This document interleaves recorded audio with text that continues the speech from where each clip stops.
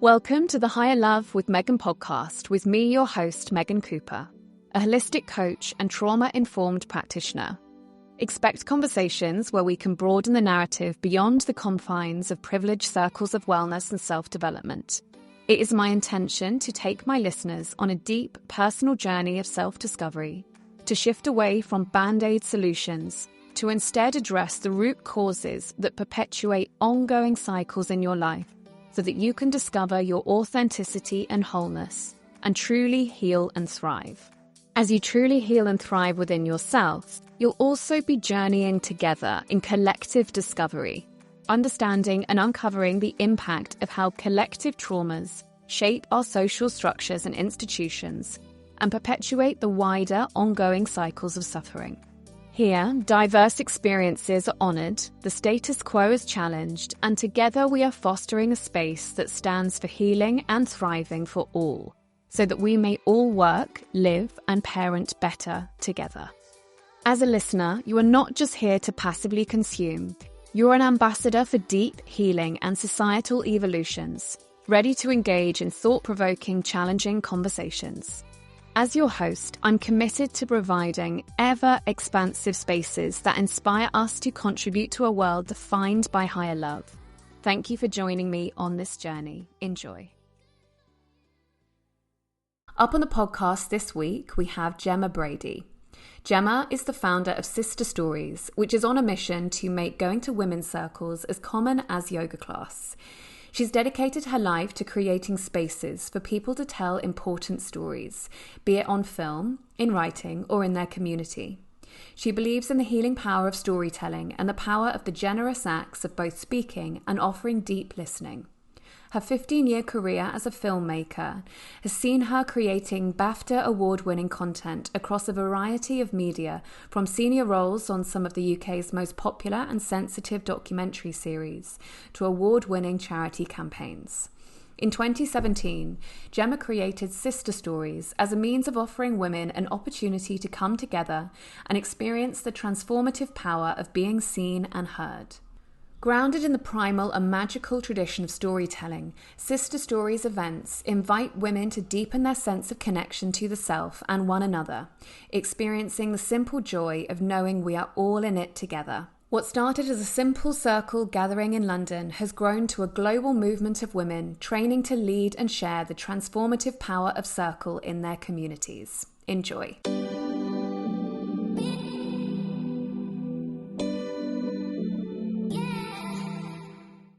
Gemma, well, it is such a pleasure to have you here today.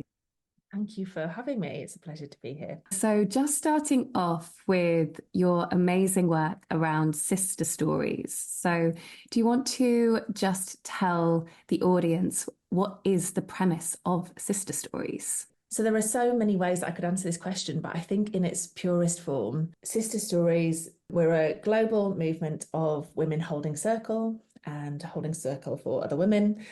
And my mission with Sister Stories is to make going to circle as common as yoga class, something that is embedded into the fabric of our society. And to some people listening to this, they'll know exactly what circle is and they'll feel really familiar with that space, and other people won't have any clue at all. And so what I do at Sister Stories and the sort of kinds of circle that I hold, in essence, spaces for people to come together in their humanity, to be seen and heard, to share vulnerably, to share truthfully, to share joyfully, because joy can be a vulnerability too.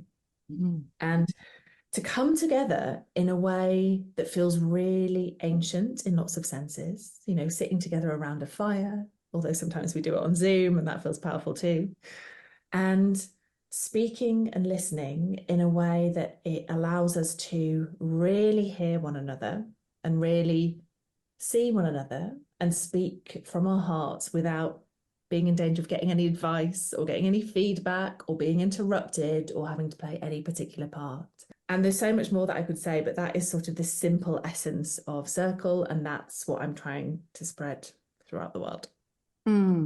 Thank you so much for sharing that. So I'm interested in, what was the tipping point that inspired you to run your first circle?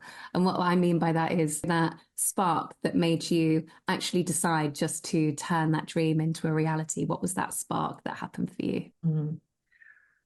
It was quite a spark. So I'll share the story with you. So my background is in documentary filmmaking. So I'm based in the UK, and I was a director and a producer and various other roles for big documentaries for the BBC and Channel 4 and other broadcasters. Largely, my sort of specialism was holding space for quite traumatic stories. So I was really in the depths of people's emotions with them and helping them to find ways to share their stories on camera.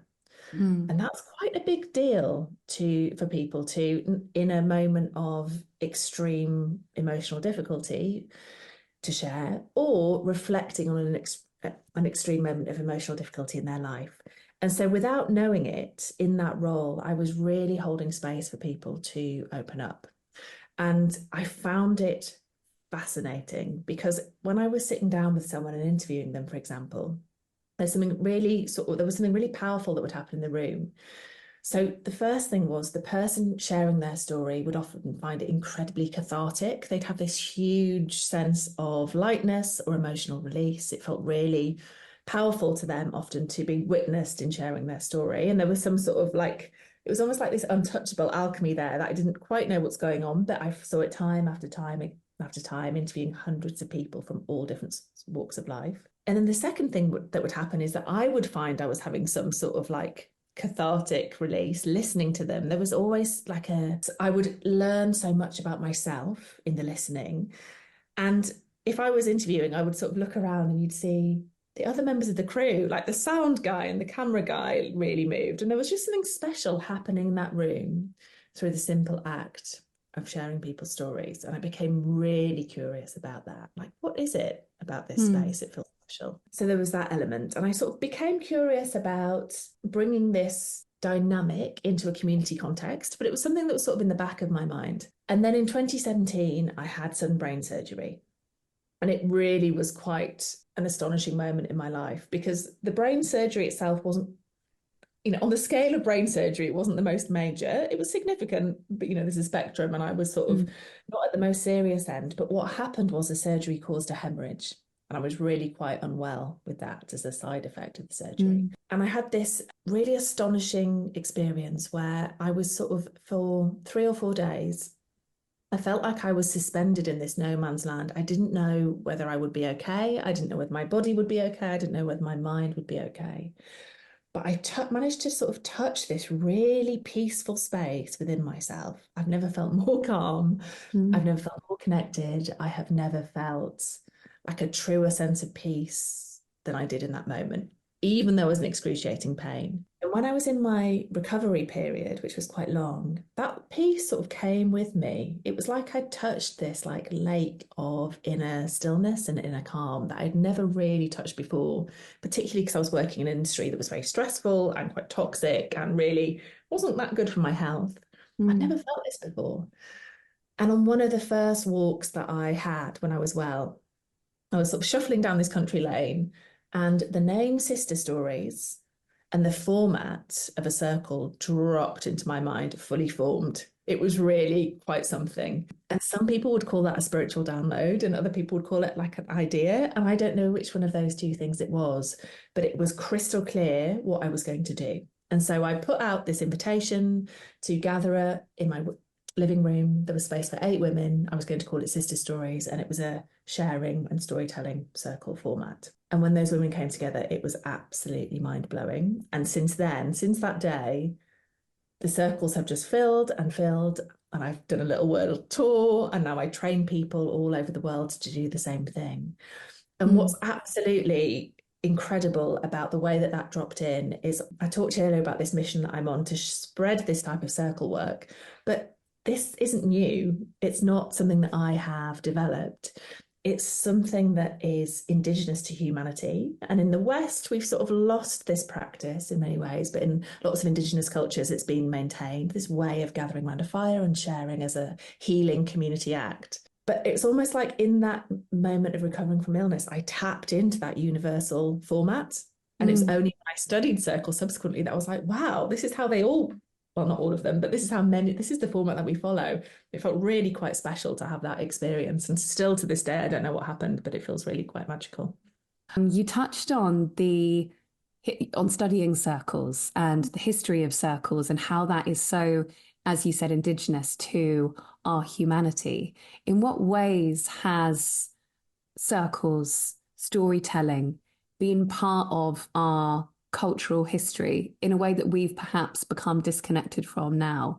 It's really interesting because when you try to track back the history of circles, there's not huge amounts there. And there are sort of two reasons for this. One is that it is so fundamental to our humanity, in some sense that it's almost like, well, it's just what we do. And in the same way that we eat and we breathe and we wash our clothes and we gather, this gathering around a fire as human beings is one of the most basic practices that has been there since the beginning of time, because stories are, as human beings, how we make sense of our humanity. And, when you think of oral tradition and the way that information was passed down before we had the written word, it was through storytelling. And so in that sense, gathering in a circular shape around this fire has been there since the beginning of time. But what's particularly interesting, because I do women's work, is when you try to trace back the history of circles in women's work, it's one of those things that often has been omitted or written out of history. I could go down we could spend 4 days talking about why that's happened. Yeah. But it was something that was a place where women gathered to support one another, but also to connect to their magic, to connect to their intuition, and all of the things that feel in a patriarchal culture, which likes a top-down approach, the circular approach felt dangerous. And so we don't know much about the ways in which women gathered in circle, but what we do know is it's something that has been lost. And that top-down approach, that person at the front of the room speaking with lines of people behind them, has become the ways in which gatherings have evolved. A patriarchal model has sort of overtaken that very feminine way of gathering. So it's not that circles have been written out completely. As I mentioned earlier, many people have preserved them, but we don't gather often in that way anymore. It's not something that's just part of our way of living, and so it's something that's been lost.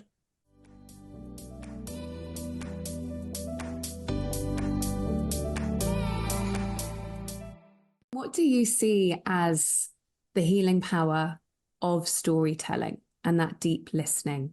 In what way do you feel that, creates that microcosm for our healing and our transformation? I've just come back from a retreat where I spent 3 days with 14 women sitting in circle the entire weekend. And it really reminded me of all of the layers of the healing, because there are so many. And I think on the most basic level, there is something so powerful in being invited to share, firstly, to connect to our emotional landscape and to share from a place of truth, knowing that you won't be met with judgment, that you will be met with care and compassion and really generous listening ears. There's something that feels incredibly special about that. But then it's different to a therapy session. In a therapy session, it's a very one-on-one space, which is really beautiful. But there's a different kind of sharing and witnessing that goes on in therapy. And in circle, there's a really healing therapeutic effect. Although it's not therapy with a capital T, with a small t, there's a sort of sense of the power of being witnessed and what it feels like to really be heard, that it's almost like you can't capture. It's really hard to crystallize what that healing feels like, but it's there. And so to sort of name a few ways in which it can happen, I think the first thing to say is it's so wonderful to sit in a space and to remember that we're not alone in our problems. Our problems are not specific to us. They are human problems. And so, you sit with 14 other women, however many people in the space. And I often find, and many of the people in my circles find this, that I relate to almost everything that every single person shares, even though their stories are wildly different, and even though they come from very different walks of life, the way that they're describing their life feels often alien to mine, but there's sort of threads of familiarity and commonality that I find in every single person. That feels really powerful. It reminds us that there's so many things that connect us, and there's much more that unites us than divides us. And it can be really, I often find that it helps me extend a real hand of compassion towards myself. Like, wow, it's not only me who feels X, Y, and Z. It's not only me who has this experience. Look at the ways in which we're all feeling this. So there's that layer. And then it really helps me develop my sort of muscle of compassion for others. No matter how non-judgmental you think you are, we all make subconscious judgments when someone comes into our space. The life we think they lead, the privileges we think they have, which may be true, but what we don't know is what they carry underneath, the real story beneath what we see. And that is so healing, to have someone who we thought had the perfect life and life was much easier than, or whatever we've projected onto them, to hear the truth of their humanity is incredibly, incredibly powerful. I think that's at the heart of the healing. And when I describe it in that way, it can sound like, oh, that sounds nice, but it's only when you sit in the space and feel it that you really understand the ripple effects that it can have in your own personal healing, but also in your life in general and the way you relate to others. There's something, then I quote this all the time. It's a quote from Matthew McConaughey's Green Lights, where he says, sometimes it doesn't need to be fixed. You just need to know that you're not the only one. Precisely that. And in Circle, there's no fixing. You know, one of the things that when I teach facilitators, one of the things that I have to make really clear is that Circle is a space where we're not driving towards an outcome. You know, we might be running it as an event and selling tickets to our spaces, and there's a part of us that feels like we need to deliver, that we need to, you know, guarantee an outcome or drive in a certain direction, which is that sort of really patriarchal capitalistic model of doing things. We need to promise something at the end. And actually, that doesn't happen at all. In Circle, there is no fixing. There is no sort of therapeutic outcome. And we actually don't know where we're going together as a group. All we discover in that space is that we all need to be heard and not fixed. There's something incredibly powerful simply in the speaking and the listening.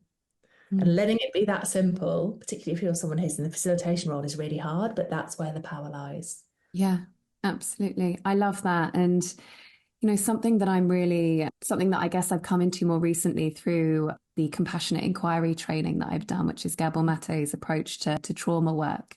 My background, and I know that you're a trained coach as well, but my background for the past 6 years has been in coaching, which is amazing. And I think there is, you know, coaching has incredible capacity for growth and transformation and healing.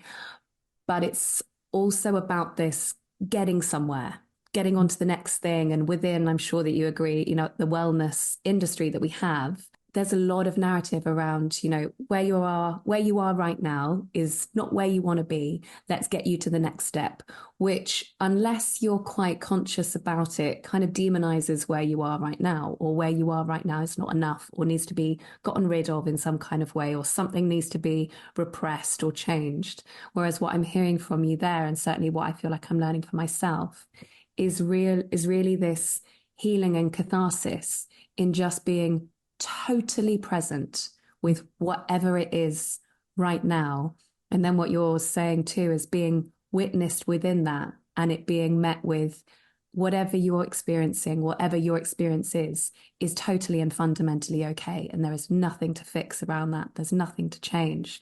And I think within our society of just being met with pure presence, it's quite a rare thing in today's society, right? It really is. And the first time people place themselves in that space, for some people, it can feel really confronting. Yeah. Where is the solution that someone's going to give me? Where is the bit of advice that they're going to offer? You know, and part of the beauty of these spaces is that we have nowhere to hide, and that can feel scary. But when you treat doing this type of work and sitting in Circle as a practice, something that you can really meet yourself where you are, and sort of, you know, perhaps you share a tiny bit and then you share a little bit more. I've had people coming and sitting with me for years, and the journey that happens when you really treat it as a non-outcome based practice is incredible, because we don't often get that opportunity. And you just summarized it so beautifully, Megan, the possibility of that space. It's really quite bad. And I think it works, both ways in, firstly sharing and, storytelling for yourself, but also as a facilitator of that kind of space, or just somebody listening within the circle. I know for myself that I've definitely gone on a journey with facilitation around when somebody is sharing. There used to be a part of me that, wanted to jump in, offer the solution, take away somebody's pain in some kind of way and, find a way to fix it together. And my kind of inner helper, my inner rescuer, my inner fixer coming out.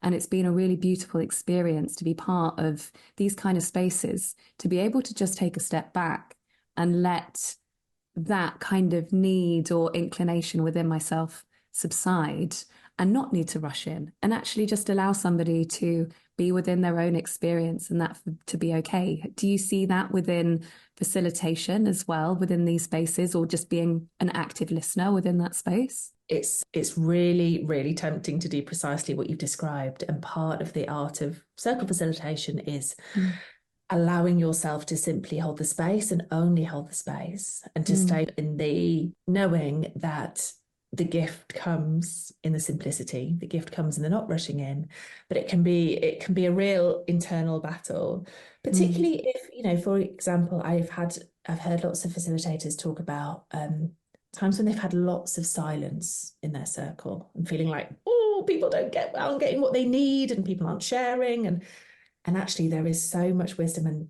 a gift in the silence if we let it. But I certainly find that less so now, just because I've been doing this so consistently for so long. But at the beginning, I really giving space to my inner voice that was trying to push things forward and really leaning into allowing it to be exactly as it is. That's really quite challenging, but it's often where the most powerful work is. Amazing. It sounds like, in something relatively simple, we actually learn so much about ourselves, as a listener, as a facilitator, as a participant. What kind of way do you feel like it ripples out? I mean, I know that we've touched on some things there, but what would you say are perhaps the tangible ways that you notice this rippling out into the wider microcosm of your life and, with other people who sit in circle regularly?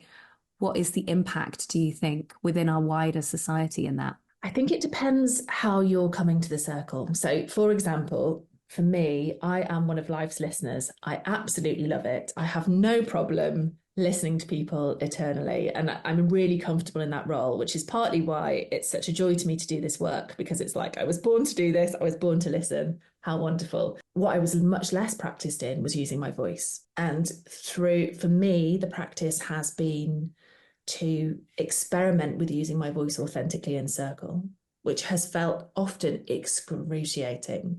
And so, I'm talking to you on this podcast today, and there's a sort of level of ease now that, oh my goodness, if you'd met me 5 years ago, I'd be sort of hyperventilating in the lead up. My voice would probably be shaking. I'd be really overanalyzing everything I said. And through being in this space where I show up and I see how it feels to speak and to speak more and to use my voice more, that has been massive in terms of the impact in my life. So there's that. And then there's that thing I was talking about earlier, which is this sort of new level of compassion that is there. And so I'm always, if someone's acting in a way I find challenging, it's allowed me to consider what might be underneath the behaviour, of course, with sort of appropriate boundaries, but really seeing people in a deeper way. What's going on here? Where's this coming from? How can we relate and work through this thing that's arising for you? And it's allowed me to relate with other humans in a way that is very curious and very compassionate, in a way that I don't think I had the sort of capability to do previously, because I was so caught in my own story. I wasn't able to hear what was going on for the other person. And so there's that. I think that's sort of applicable for many people across the board.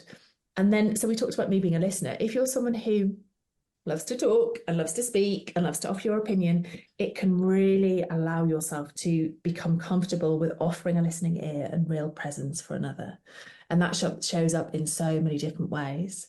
But I was talking to one of my long-term circle goers who was also trained with me in facilitation, a lady called Umbreen Siddiqui, and she is she's very, very, very senior in the NHS. She's a consultant anaesthetist. She's got an incredibly stressful senior job, And I was asking her, like, what is it that circles taught you as a doctor? And she said, it's made me a better doctor to my patients, because there is a way in which a new level of sort of humanity and what that person is carrying has infused from what she's, all the things that she's seen in Circle, and she's carried it over into her professional life.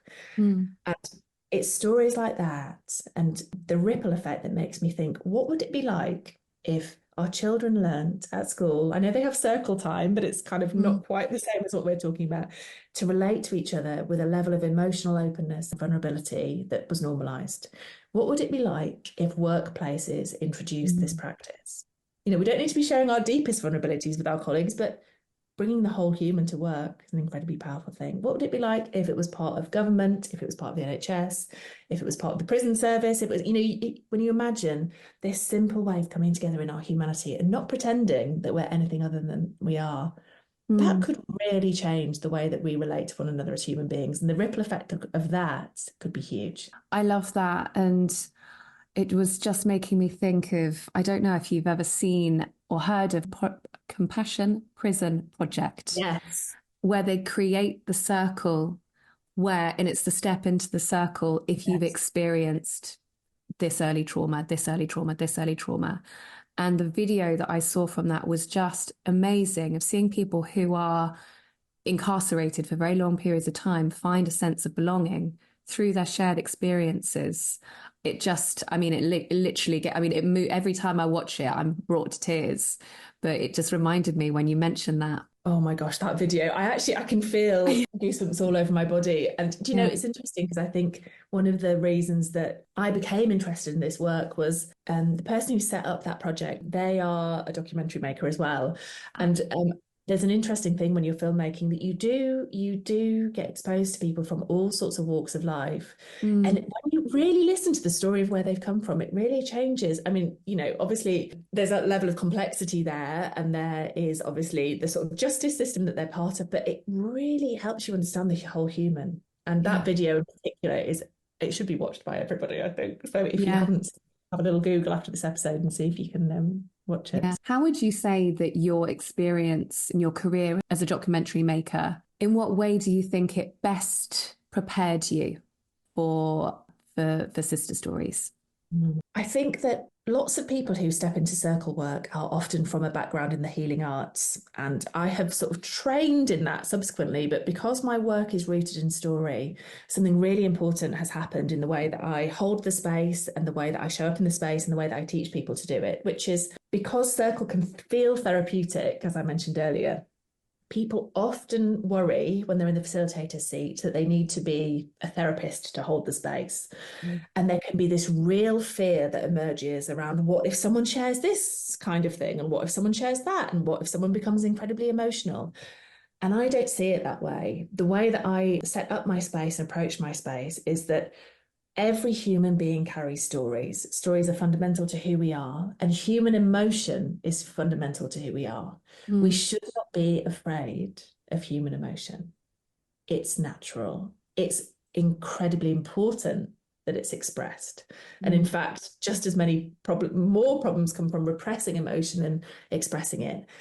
And it can feel incredibly alien for many of us in the way that, in the world that we operate in, to really see people go there in the truth of their stories and express emotion in a very open, unboundaried way. That can feel really hard. I don't think unboundaried is the word, a fully expressed way, fully expressed. And so because I come from that world where we were creating spaces for deep story and deep emotion to be shared, and had, you know, sort of story at the heart of it, rather than feeling we were doing anything therapeutic, I'm scared of emotion in the spaces I hold.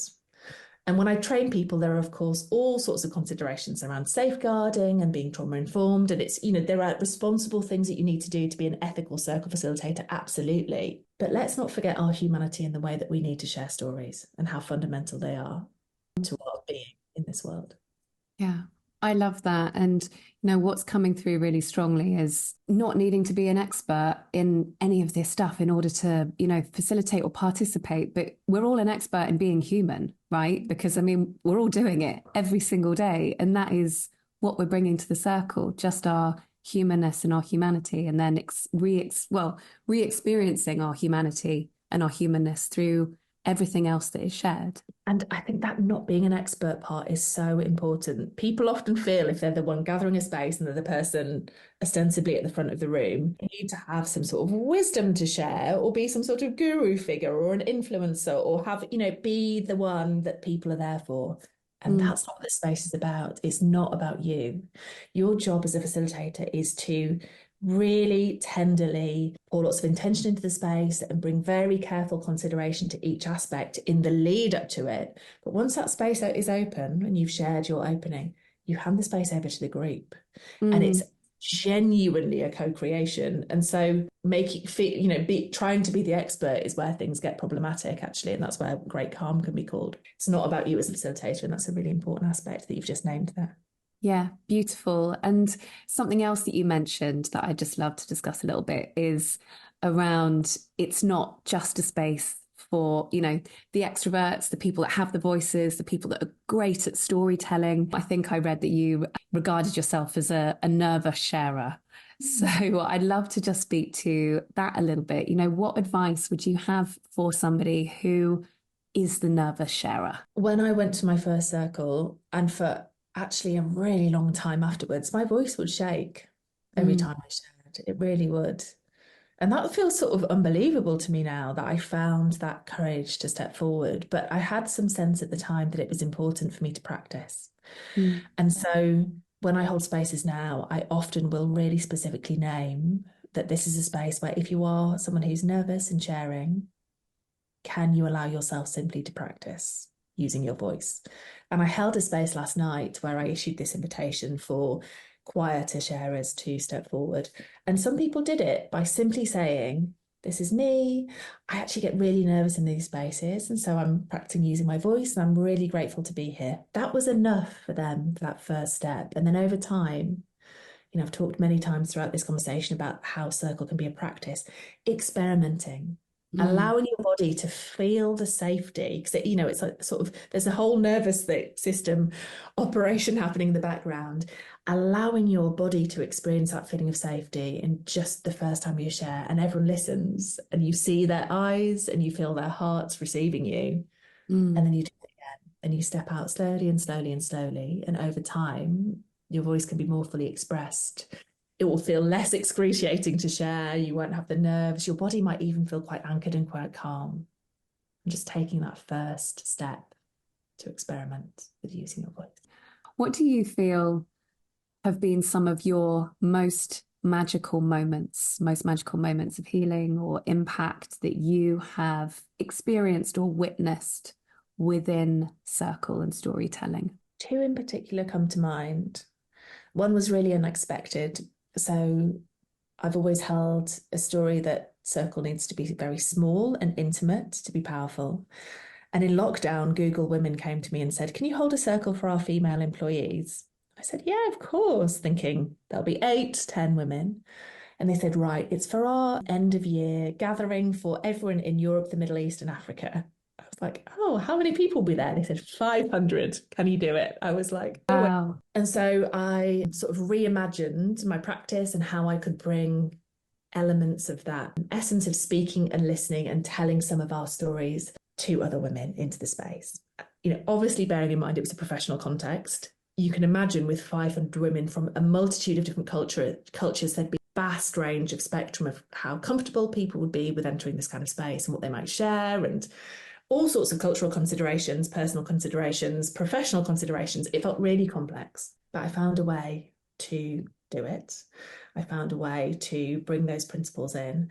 And having all of these nervous faces in front of me at the beginning and finding that we did it in smaller groups, so it wasn't all 500 people sharing at once, but seeing the faces come back and some of the things that happened in those spaces. There were people who discovered, there was one set of people who discovered they were long lost ancestors. There was a long lost ancestral connection. Wow. And just the feedback from that was incredible. And it really made me believe that it is possible to take these principles into mainstream contexts as a hugely connecting thing. And that really galvanized me on this mission of like, let's try and make this collectively as common as yoga class and that. And then at this weekend at the retreat I just held, it felt so beautiful in so many ways, but there were women from the age of 22 right up to 60s there. There were mothers and daughters. It was quite extraordinary to see that relationship in the space.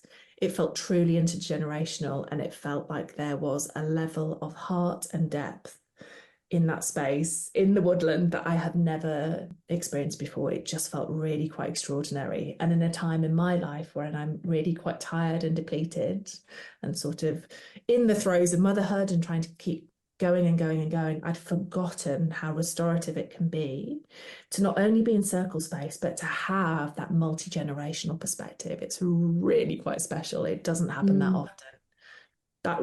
That felt quite extraordinary and wonderful to me. Yeah. How was it to have that age range together? I mean, I imagine that it's amazing for both sides of the spectrum to be heard and witnessed, but also, you know, witnessing one another as well. It's one of the great gifts of the space. And I've often had a mix of age ranges in the space. I think because we were together for 3 days consistently, it felt even richer. But I was trying to think about other areas in my life where that happens, and I couldn't think of a single one. You know, where you have an intimate conversation, intimate sharing and hearing of the life stories from a multitude of different life stages. It's incredibly healing. And it helps, you know, that thing we were talking about earlier of I'm not alone. And this is what might be ahead of me on the road. And this is what's behind me on the road. And I understand myself and others afresh by hearing this beautiful, intricate weaving of these narratives, which are unfamiliar and familiar at the same time. It really rooted me into this sense of we are all in it together. It was very, very healing. It was beautiful. Amazing. What do you see as most missing from our kind of wider society? I mean, it just seems to be kind of rife with disconnection. And I'm just interested in what you see as most missing on a kind of collective level, where coming together in this kind of capacity is part of that antidote and that healing. Trying to pick one because there's so much. I'll name a few small ones. I think, you know, hyper individualism, placing ourselves first. I think particularly in the sort of healing world, that it's very important that we tend to ourselves and that we go on our journey and we do all of things for ourselves and we really cultivate connection to our inner voice and our desires. But sometimes there can be too much of an emphasis on the individual, and we really need to come back to thinking about the collective, the ways in which we help each other, the ways in which we are stronger together than apart. And it feels, I often think about the ways that we sort of live in our individual houses and our individual lives, doing our own things, struggling individually, when actually the more we connect, the more easeful way there is to live. So it's that. I think authenticity. So many people are living life wearing masks, never, I mean, sort of hypothetical, metaphorical masks, not like COVID, never showing their true selves. And it's a really painful way to live when you're not fully expressed, where that true part of yourself isn't ever finding the light. And I think that feels incredibly important. And finally, and this feels the most important thing for our world as a whole, deep human compassion. We need more of it in all of our lives. But when you look at what's happening on a global level, it is astonishing how disconnected from that we've become. Every human being is a precious human being with their own story, their own life, that is worth so much. And this sort of loss of that is just heartbreaking. And the more we have the spaces to remember our humanity and our compassion and the ways in which we're connected, that's where I feel like the biggest impact could lie. Beautiful. What do you feel is your ultimate vision with it? The ultimate vision, and I keep coming back to it, but it feels important, is that going to circle becomes as normalized as yoga class. And Sister Stories looks specifically at women, but I've got new things coming which would open things up to a much broader context, a much broader set of people, and really trying to infuse our society with these, firstly with circle type spaces where people can come together to be seen, to be heard, to connect in their humanity, and trying to get it into institutions and all different walks of life, so that this way of relating becomes part of the fabric of who we are in society, as opposed to something that's just the preserve of women who gather around the fire and like do moon stuff and, you know, do it in cloistered environments, which is wonderful. But let's get it out there. We all can do it in our own way, and it feels really important to try and work collectively to do that. Yeah, Amazing. Amazing.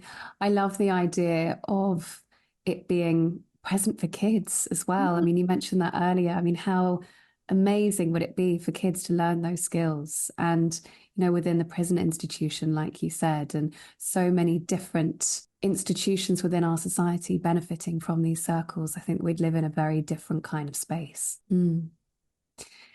What do you have going on within Sister Stories right now that people can join onto? How can people find you? And how can people connect with you? So there's two main things that I'm doing at the moment. The first is a monthly circle, which is online, so it's accessible to everybody. It's the last Monday of every month, and that's called The Gathering. And that's a really beautiful way to come together and connect in this kind of space. And interestingly, when I hold in-person circles, they're often 8, 10, 12 max people. But this is a larger circle. There are sometimes, like last night I held one and there were sort of 40 people there. And if you're someone who's nervous, it's a really good place to come because you don't necessarily need to use your voice every time. You can sort of practice being in the space. If you're curious about what circle is and it feels quite exposing to you in some way, you can come along. And last night we had a global community there with people from all walks of life, including someone sharing about being in a war zone and what that experience was like. Really powerful. So because it's large doesn't mean it's not potent. So that's something we do every month. And then a couple of times a year, I run a facilitator training, which is for anyone who really wants to step into this work and go on a deeply profound journey into how you will facilitate your circles, what you want the impact to be, and become accredited, because it's a CPD accredited course. It's really important that we have those acknowledged, recognised accreditations if we're going to be taking this into environments in the outside world. Beautiful. Thank you so much for sharing about what you've created and what you're bringing to the world. It sounds like a wonderful, wonderful thing to have been created, especially out of the journey that you've been on with your documentary storytelling and then, your health journey as well. So amazing, amazing work. Thank you so much, Gemma. Thanks, Megan. Thank you for listening. It's great to have you with me on this journey towards higher love for all. Our time is our greatest commodity and gift, so thanks for investing it in yourself and sharing it with me. Please do take a moment to rate and review the show, all of which enables more people to find me and for me to connect with more great guests each week for both yours and my enjoyment. All links, references and contact information is detailed too within the show notes. And I always love to hear your feedback. So feel free to hit me up on my Instagram at higherlove_with_Megan or via my website, higher-love.com. Send your takeaways, and if you enjoyed this episode, please share or send on to someone else who would benefit. Until next time, big love.